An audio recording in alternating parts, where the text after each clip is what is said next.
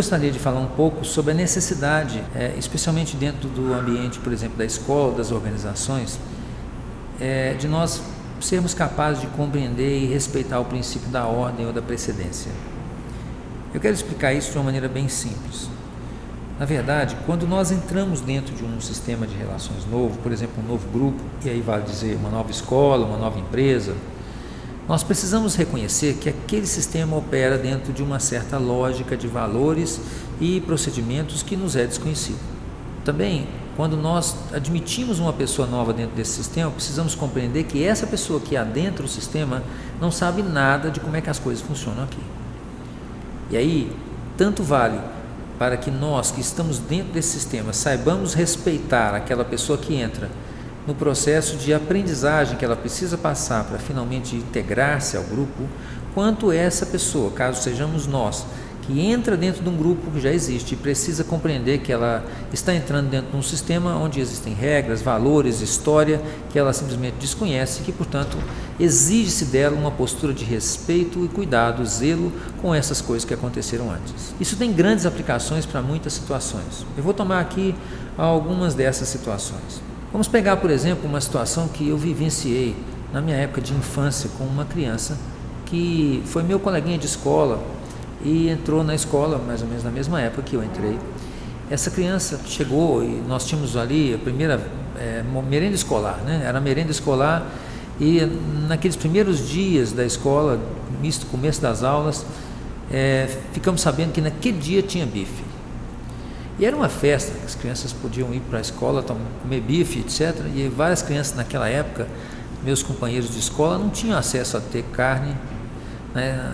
Não tinham acesso a ter carne na família. Então eu me lembro que esse menino saiu correndo assim na minha lateral e ele se aproximou rapidamente da mesa onde estavam as bandejas e tinham vários pedaços de carne, bifes, né, estendido ali. Ele deu uma cusparada na mão e meteu a mão em cima da bandeja onde estava um bife. Eu não sei de onde apareceu tanta mulher, rapaz, que trabalhava na escola, cantineira, professora, pegou esse menino pela gravata e ele arrastou ele para a orientação educacional. O menino se comportava de uma maneira engraçada, porque ele parecia não entender absolutamente o que estava acontecendo. Então ele olhou com surpresa assim para a cantineira e disse assim: olha, o que está acontecendo? Aqui não pode marcar o bife? Então nós guardamos isso para sempre como uma memória jocosa do que aconteceu naquele momento, porque para ele parecia absolutamente natural. Depois que ele nos explicou o seguinte, que na família dele eram muitas crianças e quando tinha bife era uma festa, e aí eles usavam marcar o bife, que era cuspir e botar o cuspe lá no bife para garantir que aquele bife era dele. Ele simplesmente não conseguia compreender que essa prática que era comum na família dele era estranha ao ambiente da escola, ou seja, ele não compreendia que era proibido ali marcar o bife. Se a gente olha assim, parece uma coisa engraçada, quase uma piada, mas nós temos que reconhecer que aquela criança não tinha obrigação nenhuma de saber que naquele contexto não era possível marcar o bife. E muitas vezes nós violamos sem saber as normas do sistema que a criança traz, porque, por exemplo, como professores ou como educadores, não compreendemos que ela vem de um sistema onde as regras e os costumes são diferentes. Então a professora, por exemplo, chega perto da criança e diz: você é muito mal educado, sua mãe não te deu educação, não? Quando a professora ataca dessa forma o sistema de origem da criança, como é que ela pode esperar que essa criança tenha respeito, lealdade ou confiança? Como é que se pode estabelecer aí uma relação onde o aprendizado vai ter lugar? Com a postura desse nível de desrespeito pela sua família, você estaria disposto a aprender alguma coisa?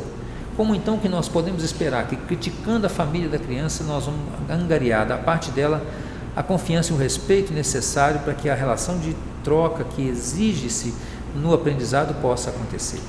Então o que acontece aí?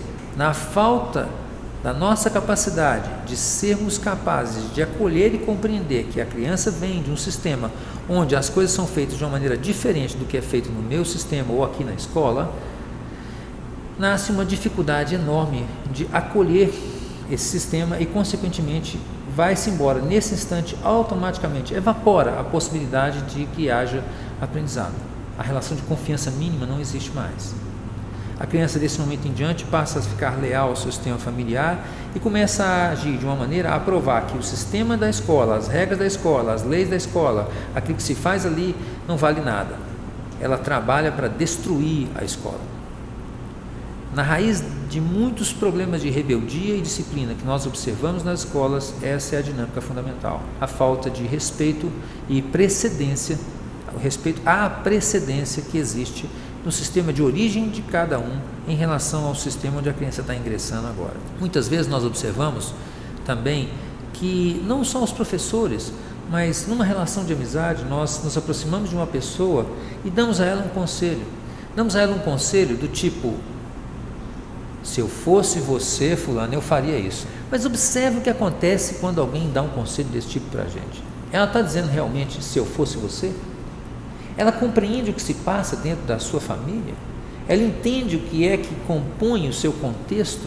E mesmo que ela entenda, ela consegue perceber profundamente o impacto que isso tem e as consequências? Não, na verdade, esse se eu fosse você significa se você fosse eu. E aí está a confusão, né? Porque eu pego a outra pessoa, translado ela para o meu contexto e espero que se eu fizer essa coisa ou essa modificação vai dar tudo certo, mas na verdade vai ser uma confusão, porque essa pessoa não está inserida dentro do meu contexto. Então eu na verdade não compreendo realmente o que acontece aí. Esse conselho dado dessa maneira é muito perigoso, desrespeita a precedência do sistema daquela pessoa que a gente supostamente deveria estar ajudando. Aí existe um ponto especial que eu gostaria de frisar mais uma vez, que é a importância desse princípio de ordem e precedência.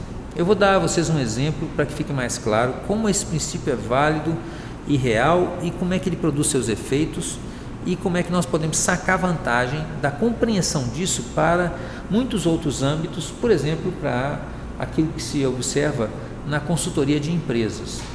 Imagine que eu tenho uma situação onde um gerente novo é contratado para substituir um gerente anterior que esteve na companhia por um bom tempo e que na verdade contratou sua equipe, que é composta talvez de 3 outros gerentes mais ou tão antigos quanto ele nessa organização, que estão abaixo dele na estrutura hierárquica. Então havia um gerente, 3 gerentes subordinados a esse gerente é removido, talvez por questões de desempenho, que a companhia não está indo bem, etc. Entra um novo gerente, ele se reúne com esses 3 subordinados e precisa fazer modificações e ajustes sobre como é que esse setor vai seguir daí para frente. Então ele se aproxima e diz para eles, com uma certa postura: sabe, no fundo o que vocês estão fazendo aqui é muito ruim, vocês fizeram tudo mal, é porque vocês fizeram isso que vocês fizeram que o gerente anterior foi removido e eu agora sou chamado até aqui para consertar isso. Eu tenho grande experiência, eu sou competente, eu venho do mercado, eu sei o que tem que ser feito, você vai fazer isso fulano, você vai fazer isso ciclano, você vai fazer aquilo Beltrano. Ora, o que vai acontecer? Resumindo, não vai acontecer. Esses gerentes subordinados não vão acatar a liderança desse novo gerente. Por quê?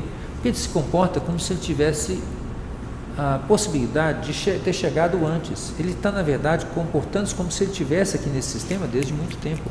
Ele não respeita o que houve aqui antes dele.